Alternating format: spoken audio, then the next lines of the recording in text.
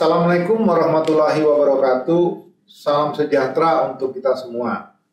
Kami dari PT Kustodian Sentral Efek Indonesia mengucapkan selamat datang kepada para pimpinan perusahaan tercatat, tamu undangan, serta Bapak, Ibu investor dan calon investor yang telah hadir secara virtual pada Public Expose Live 2024 ini.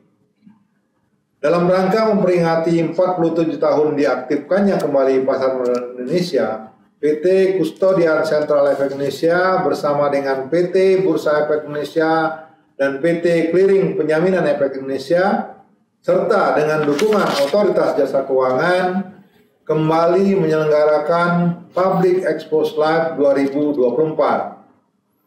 Acara ini merupakan bentuk transparansi dan keterbukaan informasi dari perusahaan tercatat kepada para investor maupun calon investor. Dalam acara ini, Bapak, Ibu sekalian dapat secara langsung mendengarkan informasi terkini mengenai kinerja perusahaan dan kondisi keuangannya. Acara ini juga memberikan kesempatan bagi para investor dan calon investor untuk berinvestasi langsung dengan manajemen perusahaan tercatat, sehingga dapat menggali informasi mengenai kondisi dan prospek perusahaan dengan lebih dalam. Kami berharap bahwa informasi yang disampaikan dapat menjadi dasar pertimbangan bagi investor dalam membuat keputusan investasi yang tepat. Selain itu, kami juga berharap kegiatan Public Expose Live 2024 ini dapat meningkatkan kepercayaan investor, baik kepercayaan terhadap perusahaan tercatat maupun terhadap pasar modal Indonesia. Sebagai bagian dari upaya perlindungan investor, PT Kustodian Sentral Efek Indonesia menyediakan platform acuan kepemilikan sekuritas atau biasa disebut dengan akses KSEI, yang dapat digunakan oleh investor untuk memonitor portofolio masing-masing investasi investor. Acuan kepemilikan sekuritas KSEI juga terhubung dengan platform online, penyelenggaraan rapat umum pemegang saham online atau ISI-KSEI, sehingga memungkinkan investor mengikuti RPS perusahaan tercatat secara virtual. Semoga platform yang dikembangkan dan disediakan oleh PT Kustodian Sentral Efek Indonesia ini bermanfaat bagi para investor pasar modal Indonesia. Selamat mengikuti Public Expose 2024. Terima kasih. Wassalamualaikum warahmatullahi wabarakatuh.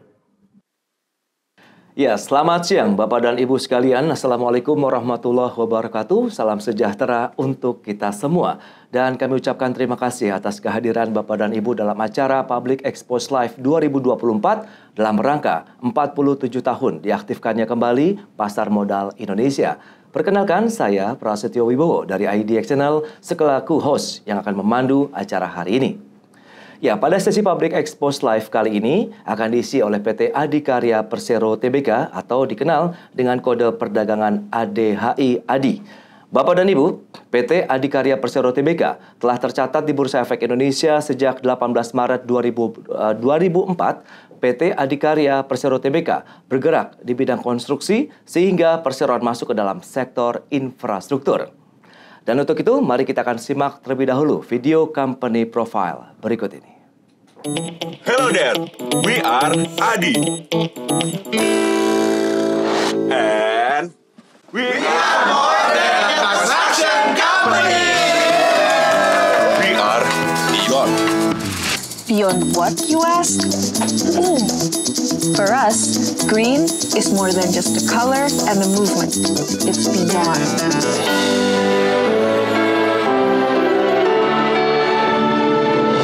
It's a commitment to further invest in ESG and surely to reduce carbon emissions from our breakthrough.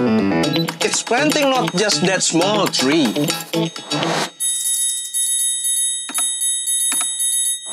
The 1,000 actions of green in different locations.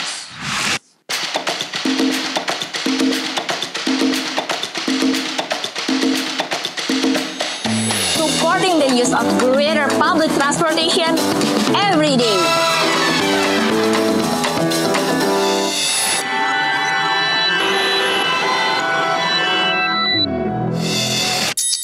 Our vision is simple. It's to make the world a better place to live and to grow.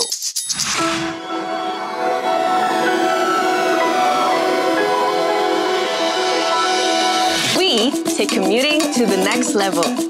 Yeah, that's right. Because we are beyond, we are the champion of railways.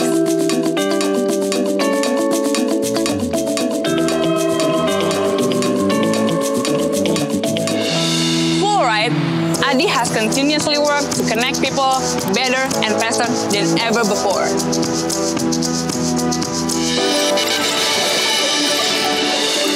And we have helped Indonesia create many of its most beautiful and monumental projects. Look! Landmarks that have proudly put Indonesia on the map for its extraordinary construction ability. Not to brag, but Adi has earned multiple international prizes and awards too.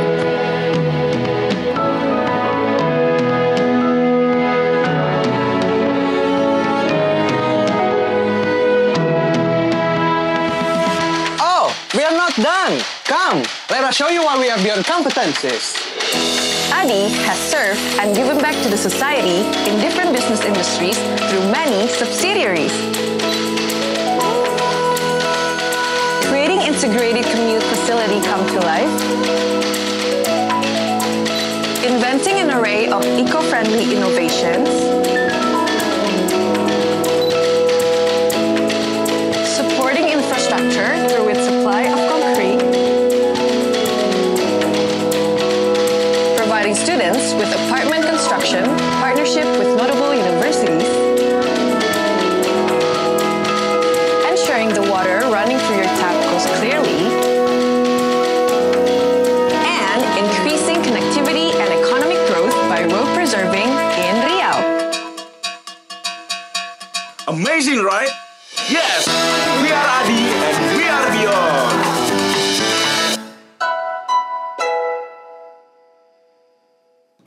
Ya, Bapak dan Ibu, baru saja kita saksikan company profile dari PT Adikarya Persero Tbk, dan perlu kami ingatkan kembali bahwa peserta Public Expose kali ini dilarang merekam dan menyebarluaskan sesi Public Expose kali ini tanpa izin resmi dari Bursa Efek Indonesia. Ya, selanjutnya hadirin yang kami hormati, saat ini telah hadir di hadapan Bapak dan Ibu manajemen dari perseroan yang akan kami perkenalkan terlebih dahulu. Yang pertama, ada Bapak Antus Asnawi Muhson, Direktur Utama PT Adikarya Persero Tbk. Selamat siang, Pak Antus.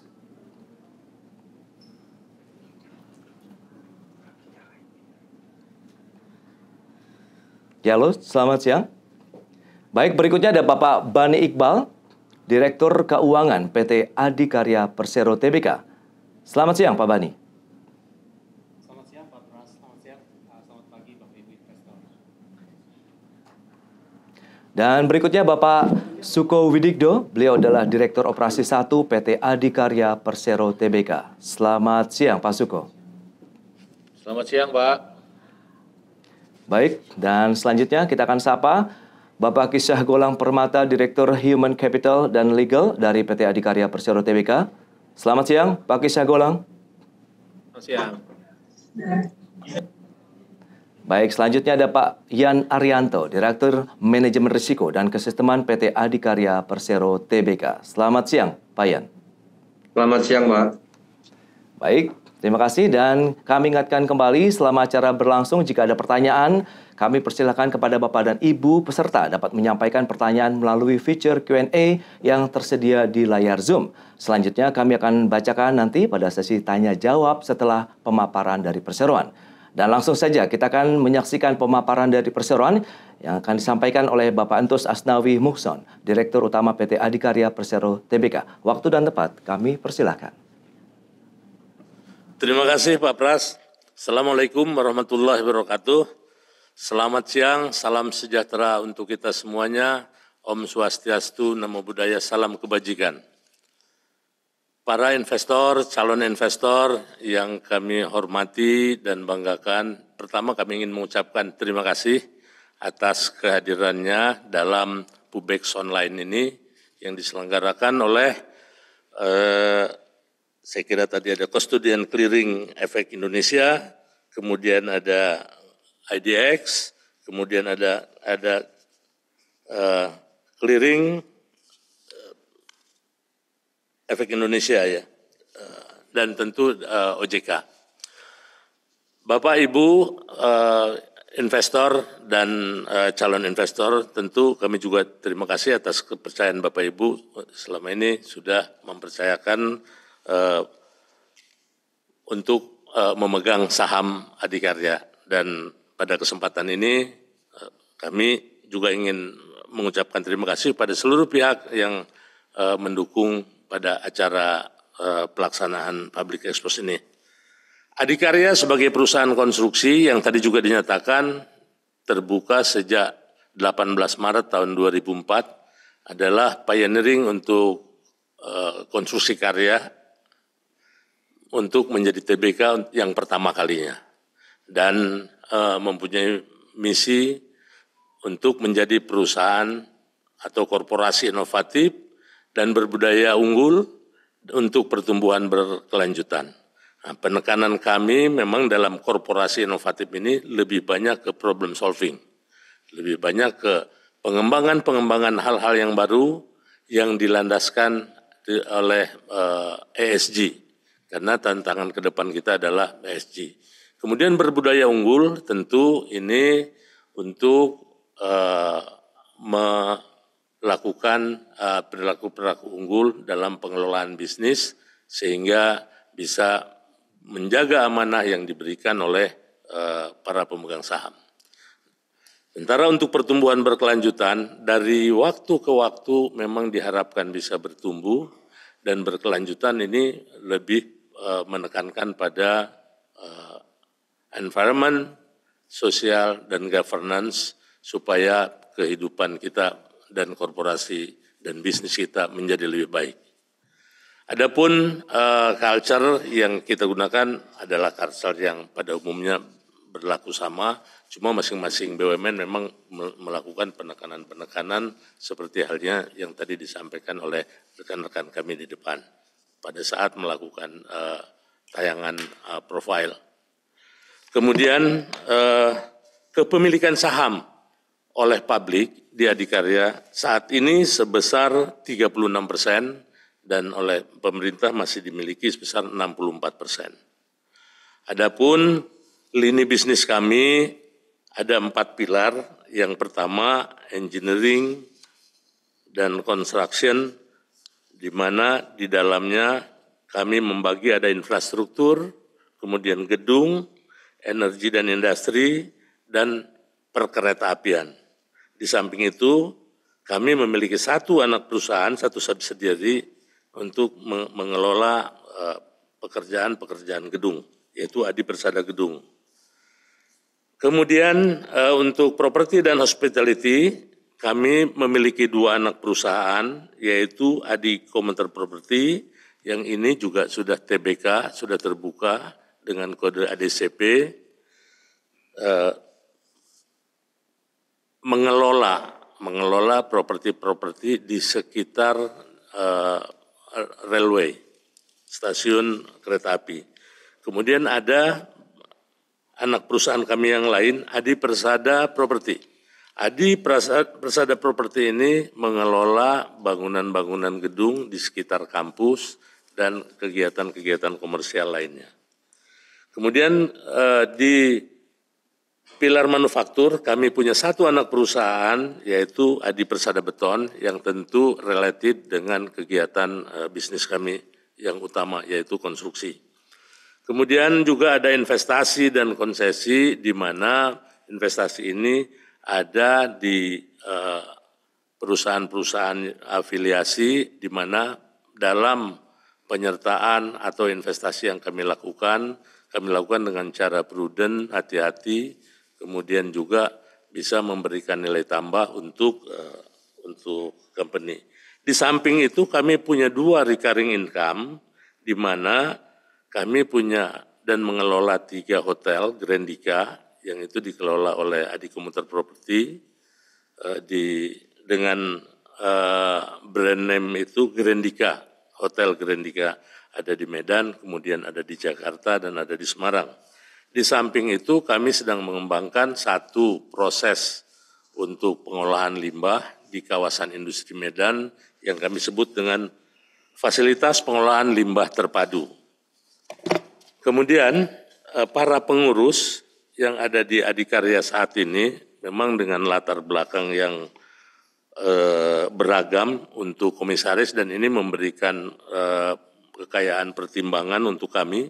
Yang pertama, komisaris utama kami, Pak Dodi Usodo Hargo, ini sebelumnya adalah Deputi di Kemenko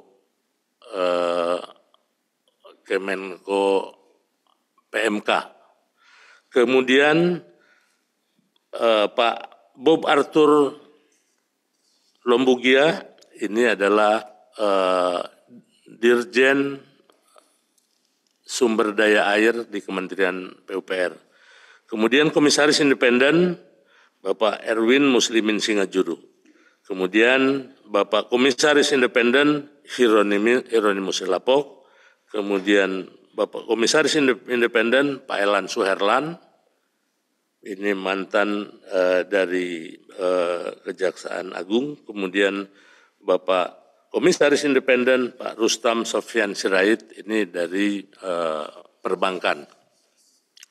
Kemudian saya sendiri, Entus Asnawi, Direktur Utama, dan hadir di sini juga Direktur Keuangan Pak Bani Iqbal.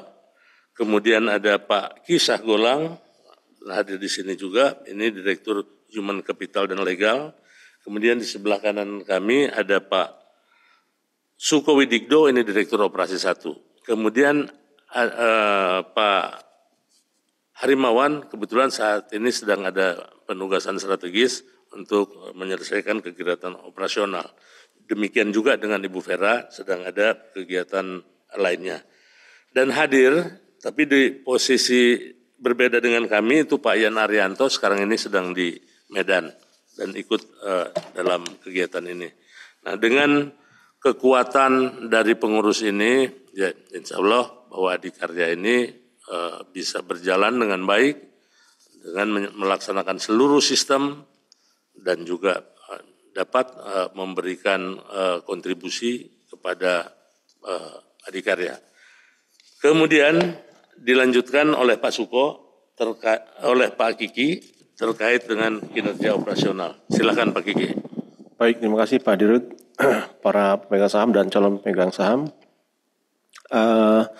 Untuk menggambarkan perolehan kontrak 2023 kinerja Adikarya yang nantinya akan kita jabarkan, bahwa ini adalah gambaran untuk sinambungan atau berkelanjutan pertumbuhan Adikarya di tahun 2024 dan seterusnya.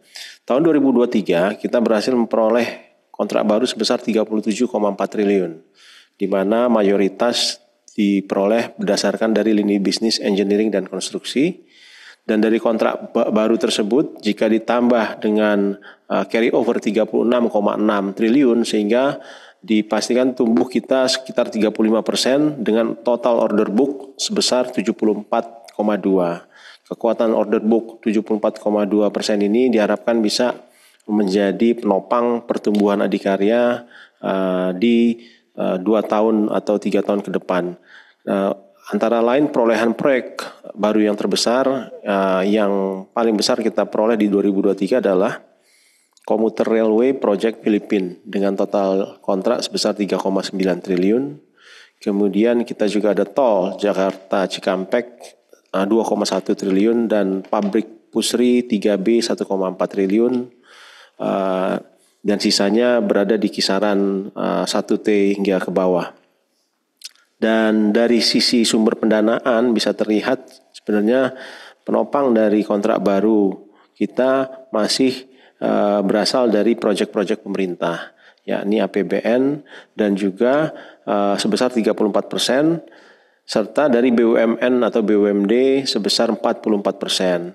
Nah, sehingga untuk dari sisi risiko mungkin bisa terlihat bahwa kita berharap portofolio seperti ini bisa dipertahankan, karena portofolio dari kontrak baru di swasta itu hanya 9% gitu ya, sehingga kepastian dari pendanaan pembayaran kontrak bisa lebih terjamin. Untuk dari sisi tipe pekerjaan, kita didominasi oleh pekerjaan-pekerjaan dari jalan, jembatan, dan gedung. Gitu ya. Next slide. Nah, untuk di 2024 hingga bulan Juli itu kita sudah memperoleh kontrak baru sebesar 12 triliun sehingga total carry over kita ditambah tadi 74 sekitar 86 triliun order book kita. Sehingga ini bisa menjadi gambaran bahwa dari total order book 86 triliun jika kita asumsikan burning rate sekitar 30-50%, maka order book ini bisa menghidupi adikarya sepanjang 3 tahun ke depan gitu ya. Belum ditambah dengan perolehan kontrak baru yang nanti kita peroleh di semester 2 dan tahun depan lagi. Dan 5 proyek baru terbesar kita untuk di semester 1 ini adalah sarana dan prasarana tambak udang Sumbawa senilai 3,2 triliun. Kemudian kita juga memenangkan Istana Wakil Presiden sebesar 1,3 triliun. Itu 2 proyek terbesar kita selain dari yang 700 miliar dari proyek IPCC dan ada jembatan Pulau Batang Pendek 500 miliar. Dan kita juga ada gedung otorita IKN sebesar 300 miliar. Kalau dilihat dari portofolio, memang dari sisi sumber pendanaan, pemerintah itu relatif di 36% masih mendominasi berserta dengan project loan atau pinjaman. Nah, ini menjadi gambaran dari kekuatan penopang adikarya di tahun-tahun mendatang. Next. Adapun perlu kami sampaikan bahwa proyek-proyek besar yang nantinya berkontribusi terhadap kinerja, data per Juli 2024 kita punya 112 proyek aktif dan 48 proyek PSN dengan gambaran skema pembayaran monthly payment sebanyak 90%, sisanya adalah termin dan ada 1% ini untuk yang proyek pre-financing. Sehingga proyek-proyek ini diharapkan bisa memberikan kontribusi pendapatan hingga tahun 2025.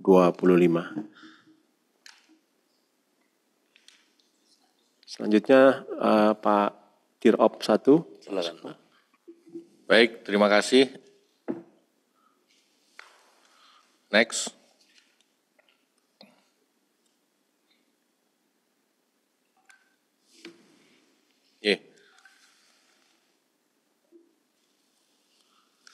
Oh, baik. Jadi terima kasih. Saya lanjutkan. Jadi untuk secara kami juga ada banyak target di portofolio kami untuk proyek-proyek di IKN dengan skema JO maupun non-JO yang memang ini berkontribusi terhadap kinerja kita di 24 dan 25. Jadi bisa kami sampaikan secara total adikarya ada secara di grup ya, jadi ada 22 proyek yang atau kontribusi adikarya di IKN yang kita kerjakan di IKN, 10 proyek gedung, 10 proyek infrastruktur dan 2 proyek yang kami mendapatkan kontrak swasta di luar pemerintah. Detailnya adalah sebagai berikut untuk proyek infrastruktur, jadi kami mendevelop di lokasi Land Development 1B, kemudian 2 pekerjaan jalan tol yaitu seksi 3 jalan tol, seksi 3A, 3A2 dan seksi 6A. Kemudian ada 3 pekerjaan jembatan yang kita kerjakan yaitu di Bentang Pulau Balang Bentang Pendek, Bentang Panjang dan Bentang Pendek tahap 2. Kemudian kita juga mengerjakan infrastruktur untuk prasarana air yaitu mulai dari intiknya. Jadi dari intake kita mengerjakan, kemudian membangun fasilitas IPA-nya untuk koneksi spam, kemudian kita juga membangun beberapa cek dam dan waduk, kemudian jaringan pipa limbah, ini kita juga mengerjakan. Jadi ada infrastruktur non jalan yang kita juga ikut mengerjakan. Kemudian untuk proyek non pemerintah kita mendapatkan kontrak yaitu untuk training center di PSSI dan 1 rumah sakit dari Hermina Group Ini kita juga sudah kerjakan. Kemudian untuk proyek gedung lainnya, ini Adikarya berkontribusi untuk mengerjakan rumah tapak jabatan menteri, kemudian Istana Wapres, Rusun di Rusun Bin Polri, Sarpras di pemerintahan IKN, kemudian Masjid Negara, Gedung Otorita, dan Rumah Sakit IKN. Satu hal lagi yang kita juga kerjakan adalah hunian pekerja tahap 1 dan tahap 2. Khusus untuk hunian pekerja, kami juga ingin meng-highlight terkait proyek ini. Proyek ini dikerjakan oleh ADI, lewat juga anak perusahaan ADI, grupnya ada APG. Ini adalah mengerjakan konstruksi HPK ini dengan menggunakan produk ADI dari APG ini adalah Mobox. Nah, Mobox ini sendiri perlu kami highlight adalah wujud dari konsep circular economy yang didevelop ADI untuk pekerjaan konstruksi. Jadi bagaimana membangun sebuah bangunan dengan meminimalkan waste dengan bentuk-bentuk modular. Nah, ini ke depan akan terus kita kembangkan produk-produk inovasi yang memang berbasis kepada kami sangat peduli terhadap lingkungan, ramah lingkungan, dan akan memperkuat apa yang menjadi concern kami di bidang ESG. Next. Kemudian dalam rangka komitmen kami proyek-proyek berbasis lingkungan ini juga menjadi pilar kami untuk dalam rangka membangun pertumbuhan berkelanjutan. Nah, ini diwujudkan dengan Adikarya ada dari baik dari investasi maupun dari portofolio konstruksi. Jadi Adikarya juga mulai melakukan investasi di bidang-bidang yang nanti sangat dekat dengan konsep-konsep ESG atau konsep lingkungan. Yang pertama perlu kami sampaikan Adikarya ini ada investasi membangun fasilitas pengolahan limbah terpadu. Ini adalah fasilitas limbah terpadu yang di dalamnya mengusung atau mengolah limbah-limbah B3. Memang kami baru membangun di tahap 1 yang kami mengusung tema utamanya adalah Zero Waste. Lah nanti next sedang kami develop, kami lakukan perencanaan, kami akan mengembangkan dengan konsep waste to product. Ini untuk yang di limbah Medan. Kemudian sektor air ini juga menjadi salah satu concern kami dan kami sudah melakukan investasi ada di Dumai dan di Karian Serpong Timur. Ini juga adalah proyek-proyek investasi kami yang nantinya akan ke depan sektor air juga akan menjadi sektor yang kami develop lebih banyak. Nah, terkait itu juga proyek konstruksi pun kami juga membidik proyek-proyek konstruksi yang memang inline atau berbasis dengan atau menambah kompetensi kami untuk mengerjakan pekerjaan-pekerjaan yang memang berbasis dengan lingkungan. Yang pertama kami sudah menyelesaikan proyek RDF di Bantar Gebang, jadi ini proses merubah atau mengelola sampah menjadi produk, yang produknya adalah RDF.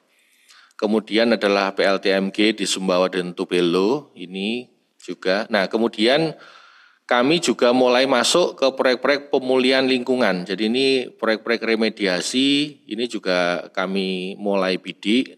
Jadi ini juga, kemudian proyek-proyek di sektor air limbah, jadi beberapa kita tahu bahwa air limbah ini juga mulai banyak akan dikerjakan. Kemudian di sektor TPST dan di SPAM juga. Next. Nah, ini melanjutkan tadi bahwa kemudian kami pun juga berstrategi bahwa kami melakukan investasi yang tadi kita sampaikan. Selain memang berdasarkan bidang tadi, kita juga melakukan cukup selektif dalam melakukan investasi dengan sumber pendanaan dari isu. Nah, ini ada melewati beberapa, ini kita ada beberapa yang anak perusahaan dalam arti kita majority di sini. Yang tadi saya sampaikan tentang Dumai, SPAM Dumai, itu Adikarya majority di 51. Kemudian ada juga proyek KPBU AP, jadi available payment ini juga menjadi ke depan. Kita sudah melakukan 2 dan ke depan juga kita akan membidik proyek-proyek seperti ini yang memang secara pembayaran melalui proses konsep available payment. Nah, ini sudah ada 2 dan posisinya adalah sudah proses selesai, jadi tinggal kita masa pemeliharaan saja. proyek-proyek ini atau konsep ini memang lebih kita dorong untuk membangun ketahanan kita untuk memperkuat recurring income-nya ADI. Jadi proyek JAA, AJR ini atau tadi saya sampaikan available payment ini dalam rangka memang memperkuat ketahanan dan sustainability dari adikarya. Kemudian kita juga melakukan kegiatan atau lewat anak usaha afiliasi itu mendevelop beberapa jalan tol seperti Jogja Solo, Jogja Bawen, kemudian akses Patimban dan Jor Elevated. Jadi kita memang untuk jalan tol juga kita selektif, kita membidik di tempat-tempat yang nilainya IR-nya tinggi atau yang memang trafficnya cukup tinggi. Jadi kita memang selektif memilih untuk masuk ke bisnis tol ini. Harapannya memang kontribusi kontrak konstruksinya akan terdongkrak dengan kita melakukan investasi di sektor ini. Kemudian di air tadi juga sudah kita sebutkan ada Karian Timur, ini juga proses. Kemudian kita dalam rangka untuk mendukung keberhasilan IKN, kita juga berinvestasi membentuk perusahaan logistik dan beton di IKN. Demikian yang saya sampaikan. Terima kasih. Terima kasih Pak. Jadi sebelum ke kinerja keuangan, saya akan nambahkan dulu, lihat di halaman 11, bahwa adikarya ini di samping tadi apa yang sudah dijelaskan, portofolio dan kompetensinya, juga ditugaskan untuk memelihara dan menjaga kompetensi di bidang railway perkereta-apian. Tayangannya di halaman 11. Nah ini kita sudah mengerjakan dan menyelesaikan LRT Jabodebek.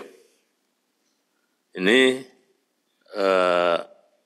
tahun lalu sudah kita selesaikan dan sudah kita serah terimakan, sekarang sudah beroperasi dengan baik, alhamdulillah tanpa gangguan dan sangat berkontribusi untuk kepentingan masyarakat di sekitar Jabodebek. Kemudian kita juga sedang mendalami dan mengerjakan pekerjaan-pekerjaan MRT untuk CP 201 dan 202. Yang sekarang ini juga untuk CP 201 progresnya sudah 78% dan akan diselesaikan di tahun 2026. Kemudian untuk CP 202 sekarang ini progresnya di 32% dan akan selesai nanti di 2029. Semuanya underground. Kemudian untuk mengembangkan kompetensi railway ini, kita kemudian mencoba untuk mengerjakan pekerjaan-pekerjaan di kawasan, di regional, dengan sumber pembiayaan yang aman tentunya, karena bersumber dari dana-dana lembaga dunia seperti misalnya ASEAN Development Bank dan JICA. Nah kita sedang mengerjakan sekarang ini, tahun lalu kita peroleh di awal, itu untuk CPS01. Ini untuk jalur dari dari Malolos ke S-Clux, dari Manila ke atas dan total nilai kontraknya sebesar 8,2 triliun dan ini kami ber-JO dengan mitra kerja BUMN kami, PTPP, dengan komposisi mayoritas 51% adikarya. Dan ini memang akan terus kita kembangkan kompetensi ini karena di beberapa kota besar kita juga sedang punya keinginan untuk mengembangkan angkutan massal berbasis rel. Demikian tambahan saya dan silakan Pak Iqbal untuk menyampaikan kinerja keuangan. Terima kasih Pak Dirut. Lanjutkan terkait kinerja keuangan ADI sampai dengan semester 1 2024 dan dari hasil aktivitas kita yang telah dipresentasikan sebelumnya, kita ketahui bahwa posisi pendapatan kita sampai dengan Juni 2024 itu sekitar 5,7 triliun. Ini memang turun dibandingkan tahun sebelumnya karena memang kita punya mega project yaitu LRT di tahun 2023 yang sudah diselesaikan. Sementara penurunan ini masih relatif wajar karena kita juga masih akan ada beberapa proyek yang akan kita accelerate di semester kedua. Namun di samping itu kita mampu melakukan pengelolaan biaya dengan baik dan juga adanya pendapatan JO yang improve dan membantu pendapatan ADI sehingga laba bersih kita bisa tumbuh 11% dari 12,4 miliar ke 13,8 miliar. Harapannya ini ke depan akan tetap bisa kita manage positif sesuai dengan target yang ditetapkan. Terkait dengan proyek LRT yang sudah dibayar di posisi kuartal 1 2024, maka kondisi aset kita itu menurun dari 39 ke 36 atau turun 3 triliun. Ini adalah pembayaran dari aset-aset LRT dan juga pembayaran proyek yang existing lainnya. Dari sumber pembayaran tersebut kita gunakan untuk menurunkan liabilities, sehingga kita bisa menurunkan liabilities di kisaran 3 triliunan dan berdampak pada DER total kita yang membaik secara signifikan di bawah 3 kali, dan DER IBD kita interest bearing-nya turun mendekati 1 kali atau kita memenuhi covenant dari para kreditur. Nah, dari kondisi laba bersih tersebut juga mampu meningkatkan ekuitas kita tumbuh sekitar 3,7%. Dan dari arus kas operasi, selain kita dapat dari cash dari LRT, kita juga mampu meningkatkan collection rate sehingga arus kas operasi kita yang sebelumnya minus 1,1 triliun saat ini di semester 1 mencapai 1 triliun. Next. Terkait dengan pendapatan yang disampaikan, memang pendapatan yang di slide sebelumnya itu menurun, tapi belum memperhitungkan dari pendapatan JO karena pendudukan JO itu ada di pendapatan JO tersendiri. Bisa kita lihat total pendapatan real kita pada prinsipnya itu tumbuh dari 8,3 triliun ke 9,9 triliun dan kontribusinya selama 2023 itu masih dari proyek non JO, lalu komposisinya kembali meningkat di tahun berikutnya dengan komposisi dari posisi JO itu meningkat menjadi 43%.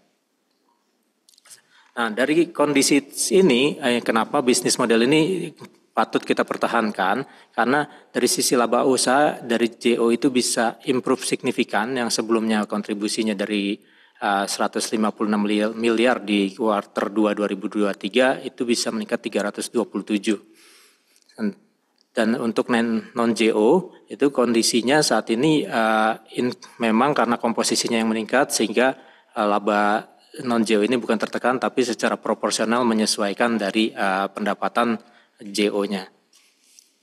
Next. Nah, bagaimana komitmen ADI dalam memenuhi kewajiban? Berdasarkan historis kita punya kewajiban yang cukup signifikan besar, yaitu dari obligasi yang jatuh tempo, khususnya yang obligasi yang diterbitkan di 2019 dan 2021, itu sudah kita diselesaikan di posisi 24 Juni 2024 dan bahkan di semester kedua bulan Agustus ini kita juga sudah menyelesaikan dengan baik. Karena memang sumber-sumber penyelesaiannya sudah kita match dengan income-income yang ada di proyek, baik itu kas operasi dan bahkan juga pembiayaan yang memang sifatnya match dengan jangka panjangnya. Di samping itu kita juga menyusun kembali di mana pembiayaan yang ini sifatnya akan kanalisasi guna untuk menjaga cash flow akan tetap positif dan juga dapat melakukan pengendalian dari biaya bank. Dan untuk aktivitas proyek jangka panjang kita juga sudah pastikan bahwa untuk proyek-proyek itu sudah financially close dengan support pendanaan jangka panjang pula. Nah, seperti yang disebutkan sebelumnya bahwa kita melakukan monitoring pembayaran proyek ini terhadap seluruh proyek, tetapi juga khususnya proyek-proyek besar dengan indikator kita meningkatkan collection rate dan itu bisa terlihat dampak positifnya di semester 1 ini kita bisa positif hingga 1 triliun dari sisi arus kas dan itu pun sumber pembayaran LRT tadi juga tidak hanya membantu untuk pembayaran kewajiban tapi juga dapat mendorong produktivitas proyek. Oleh karena itu kami juga berupaya mempertahankan rating kita di single A-, tapi ini menjadi PR kami juga ke depannya kami akan dorong rating ini akan dalam kondisi yang lebih tinggi lagi. Dari hal ini Adi ini berhasil mempertahankan peringkat, tapi kita juga menunjukkan komitmen bahwa kewajiban yang due dapat kita selesaikan dengan tepat waktu dan baik. Next. Selanjutnya akan dilanjutkan rencana strategi oleh Pak Yan Arianto dari Direktur Risiko Manajemen dan Kesisteman. Ya, terima kasih Pak Iqbal.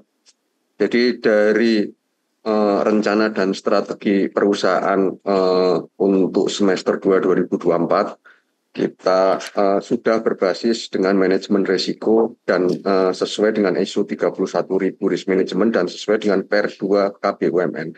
Diharapkan dengan berdasar manajemen risiko, rencana dan strategi 2024 itu bisa tercapai. Adapun strateginya adalah yang pertama adalah laba bersih terjaga positif, menyelesaikan aset liability mismatch untuk meningkatkan likuiditas dan mengurangi beban bunga, meningkatkan operational excellence dengan digitalisasi ERP dan SAP, ini sudah kita terapkan sehingga proses bisnis menjadi lebih ringkas, cepat, dan agile, penguatan implementasi ESG dalam rangka mengoptimalkan peluang bisnis lingkungan, ini sudah kita mulai terapkan, bahkan dari sisi operation juga sudah kita terapkan. Dan terakhir adalah komitmen pemenuhan kewajiban melalui penerimaan proyek dan rencana aksi korporasi. Next. Ini adalah pertimbangan-pertimbangan investasi yang kita jalankan sesuai dengan threshold manajemen risiko yang kita sepakati bersama adalah strategi investasi selektif dengan sumber pendanaan dari resisu, penguatan tata kelola ADI dengan adanya fungsi manajemen risiko dalam proses bisnis, ini sudah mulai diterapkan per April tahun 2024 ini. Perseroan memiliki reputasi yang baik terbukti dari sejumlah penghargaan yang diraih. Fundamental keuangan ADI yang masih kuat terlihat dari rasio leverage yang membaik dan arus kas operasi yang terjaga positif, didukung dengan potensi cash in dari proyek-proyek besar. Kemudian memiliki jumlah portofolio proyek yang masih banyak serta berkualitas. Tadi sudah diterangkan dengan skema pembayarannya kita terbanyak hampir 90% adalah monthly payment. Menyelesaikan asset liability mismatch melalui pendanaan dengan kanalisasi berbasis proyek dan penerbitan obligasi. Serta yang terakhir adalah kompetensi persorean pada proyek-proyek railway di BUMN Karya. Demikian kami sampaikan atas kurang lebihnya. Mohon maaf. Baik, kami ucapkan terima kasih kepada Bapak Anto Sasnami Muson dan jajaran direksi dari PT Adikarya Persero atas pemaparan yang sudah disampaikan kepada publik. Dan saat ini kita akan memasuki sesi tanya jawab. Kami sudah melihat ada beberapa pertanyaan yang masuk ini, Bapak dan Ibu, akan kami coba bacakan begitu ya. Yang pertama, ya sayang sekali tidak mencantumkan nama yang bertanya ini kepada jajaran direksi. Bagaimana emiten memastikan proyek yang digarap memiliki prospek cash flow positif? Karena seringkali emiten konstruksi memiliki masalah terkait dengan cash flow tergerus karena bunga dari fasilitas perbankan. Kami persilakan untuk jajaran manajemen menjawab pertanyaan tersebut. Baik, terima kasih Pak Pras. Jadi berdasarkan pengalaman yang ada di buku kami, 3 tahun terakhir kami berturut-turut 2000 seperti disampaikan di laporan keuangan tadi, 2021, 2022, dan 2023 itu di setiap Desember selama ini kami selalu pada posisi positif. Memang 2023 kemarin sisi positifnya tadi hanya 0,08, hanya 80 miliar. Tapi di 2022 itu 1,5 triliun dan di 2021 1,4. Nah, di 2023 kenapa hanya 0,08 atau 80 miliar? Karena memang pada saat itu ada tertundanya pembayaran LRT sebesar 4,2 triliun yang seharusnya terbayar di Desember, tapi bergeser menjadi di bulan April tahun 2024. Sehingga posisi cash flow kami terakhir juga untuk operasi di semester 1 itu 1 triliun. Nah memang untuk memastikan bahwa cash flow ini, khususnya cash flow operasi ini bisa terjaga dengan baik, kita harus memastikan bahwa pembayaran ini bisa sesuai dengan apa yang direncanakan.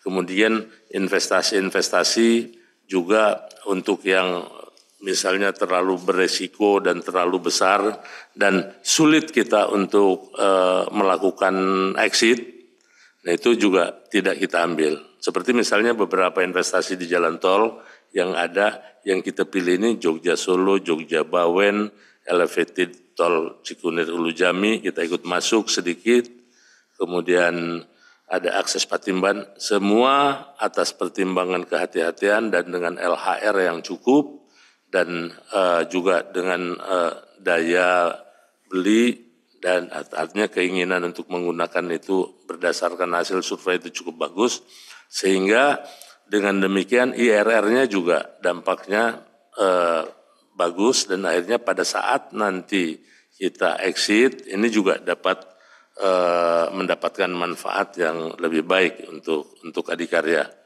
Nah ini pola kami dalam menjaga bagaimana supaya cash operasi ini tetap terjaga dengan baik. Di samping memang kami juga bekerja sama dengan perbankan untuk mendapatkan dukungan modal kerja dalam melaksanakan pekerjaan kami. Saya kira itu Pak Pras yang terkait dengan bagaimana upaya kita untuk menjaga likuiditas dan menjaga aliran darah supaya tetap bisa berjalan dengan lancar. Terima kasih. Baik, Pak Antus, terima kasih juga atas jawaban yang diberikan dan semoga bisa menjawab pertanyaan dari peserta yang menanyakan terkait dengan cash flow ya dari perseroan. Baik, pertanyaan berikutnya ini kembali tidak mencantumkan nama. Apakah emiten memiliki strategi untuk diversifikasi owner proyek nih, terutama untuk proyek-proyek di luar negeri terkait dengan portofolio bisnis ke depan ini, Bapak? Silakan. Baik, saya kira memang kami ditugasi untuk memelihara kompetensi di bidang railway dan pada saat itu kami juga sampaikan bahwa jumlah proyek untuk railway di Indonesia saat ini memang tidak terlalu banyak tapi cukup besar-besar yang ada dan kami pada saat itu minta izin untuk ke kawasan regional karena di regional pada saat ini di Filipina ini sedang masif membangun dari selatan ke utara, jadi dari Malolos ke Esclarks itu kira-kira ada 120 kilo yang sedang dilakukan dan kemudian kami coba untuk melakukan bidding di sana dan kebetulan para pesaingnya ini juga ada dari Korea, kemudian juga dari Jepang, kemudian beberapa dari Italia dan juga ada dari Australia dan New Zealand. Ini ternyata kita bisa dengan pengalaman-pengalaman yang saat ini kami mengerjakan pekerjaan LRT, kemudian juga mengerjakan pekerjaan MRT dan digabungkan dan kompetensi itu ternyata bisa. Jadi upaya untuk mencari, tapi memang kita batasi untuk saat ini kita di regional, di sekitar Asia lah. Di Asia Tenggara khususnya yang masih kita jangkau dengan baik. Dan yang penting memang dari proyek-proyek konstruksi ini sumber pendanaan, sumber pembiayaan dan sumber pembayaran yang akan kita terima. Sepanjang itu aman, artinya kita melihatnya itu keputusan pertama dulu, dananya ada enggak? Dan siapa supporting atau partner yang menyediakan dana untuk proyek tersebut. Nah, kebetulan yang ada di Filipina ini pembiayaannya dari Asian Development Bank dan dari JICA sekarang ini. Sama halnya dengan MRT di kita di Jakarta yang biayanya di dana pembangunannya bersumber dari JICA. Saya kira upaya untuk membuat portofolio di bidang pekerjaan kita, terutama yang kaitan dengan rel, kemudian yang juga dengan pengembangan yang sifatnya berbasis ESG itu kita lakukan, dan dengan berbagai pihak yang ya kemungkinan juga ada pihak-pihak lain seperti misalnya dengan BUMN-BUMN yang memiliki karbon negatif, nah kita akan masuk di situ. Ini bagian dari strategi yang sedang kami usahakan untuk mendapatkan itu.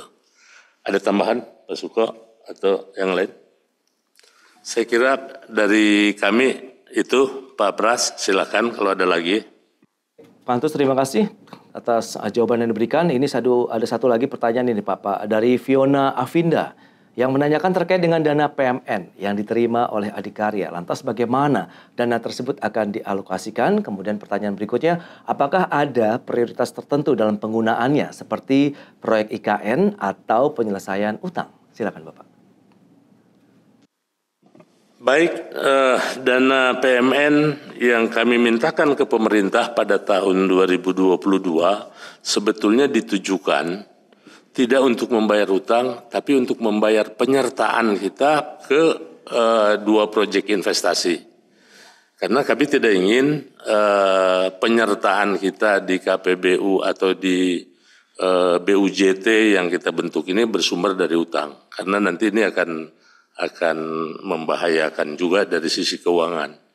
Karena itu ketika kami sudah mendapatkan proyeknya, kemudian kami meminta kepada Kementerian BUMN dan Kementerian Keuangan untuk mendapatkan tambahan penyertaan modal. Dan pada saat itu kami dipenuhi kurang lebih sebesar 77% dari kebutuhan ekuitas untuk 3 proyek, yaitu proyek Jogja Solo, Tol, Jogja Bawen, dan Spam Karyan. Nah, jadi tidak ada yang kami gunakan untuk membayar utang. Bahwa itu oleh BUJT kemudian dipakai membayar lagi ke konstruksi ke kami, ya kemudian kami pakai untuk mendanai kebutuhan operasional kami, termasuk untuk pembayaran utang ke mitra-mitra kerja kami. Karena Jogja Solo ini salah satu partner kami waktu itu mundur, kemudian kita menjadi naik porsinya yang semula 24 menjadi 47, dan mitra kami yang tadinya 25 menjadi 52, Jasa Marga. Nah ini kami pun sekarang karena ada tambahan juga untuk tambahan modal setoran ke BUJT itu, kami mengusulkan juga untuk tambahan modal kerja ke Kementerian Keuangan. Dan saat ini sedang diproses, mudah-mudahan nanti ini bisa kita manfaatkan di tahun 2025 untuk membangun sisa ruas Jogja Solo yang lainnya. Demikian saya kira itu Pak Pras, jadi tidak ada PMN yang digunakan untuk bayar utang, tapi semuanya ke penyertaan. Baik, itu dia. Terima kasih. Semoga bisa menjawab juga pertanyaan dari Ibu Fiona Avinda ya terkait dengan penggunaan dana PMN yang didapatkan oleh Adikarya. Dan kami ucapkan terima kasih kembali juga kepada jajaran Direksi Perseroan yang telah menjawab pertanyaan dari para peserta. Demikianlah sesi tanya jawab Public Expose PT Adikarya Persero Tbk. Oleh karena keterbatasan waktu, kami juga mohon maaf atas pertanyaan Bapak dan Ibu yang belum terjawab. Dan apabila terdapat pertanyaan lebih lanjut, Bapak dan Ibu dapat menghubungi Investor Relation ataupun unit terkait dari PT Adikarya Persero Tbk melalui portal komunikasi yang dimiliki oleh Perseroan. Dan sebelum kami tutup, kami persilahkan kepada Bapak Antus Asnawi Muhson, Direktur Utama PT Adikarya Persero Tbk untuk memberikan closing statement. Silakan Bapak. Baik, terima kasih Pak Pras, dan tentu kami mengucapkan terima kasih atas terselenggaranya Public Expose online ini, dan untuk itu kepada para penyelenggara khususnya IDX, kemudian KSEI dan ID Clear, dan tentu saja OJK juga, sehingga kami dapat melakukan tugas dan kewajiban kami untuk tahun ini. Sekali lagi terima kasih, dan tentunya terima kasih yang sebesar-besarnya juga kepada para investor dan calon investor yang mengikuti acara ini. Kami akan berupaya memberikan yang terbaik dari Adikarya untuk kepada para investor tentunya. Demikian penutup dari kami, Pak Pras. Assalamualaikum, selamat siang. Waalaikumsalam warahmatullahi wabarakatuh. Terima kasih Pak Antos atas closing statement yang sudah Anda berikan. Dan hadirin yang kami hormati, usai sudah paparan publik yang disampaikan oleh PT Adikarya Persero Tbk, dan mari kita berikan aplaus kepada para penyaji dari perseroan. Baik, dan sebagai informasi terakhir, tayangan Public Expose dari PT Adikarya Persero Tbk ini juga dapat Anda saksikan kembali di YouTube Indonesia Stock Exchange. Dan atas nama penyelenggara kami ucapkan terima kasih kepada Bapak dan Ibu manajemen dari PT Adikarya Persero Tbk, juga kepada seluruh peserta yang sudah hadir dalam acara ini. Sampai jumpa pada acara Public Expose Live yang akan datang. Aku investor saham, maju terus, pasar modal Indonesia.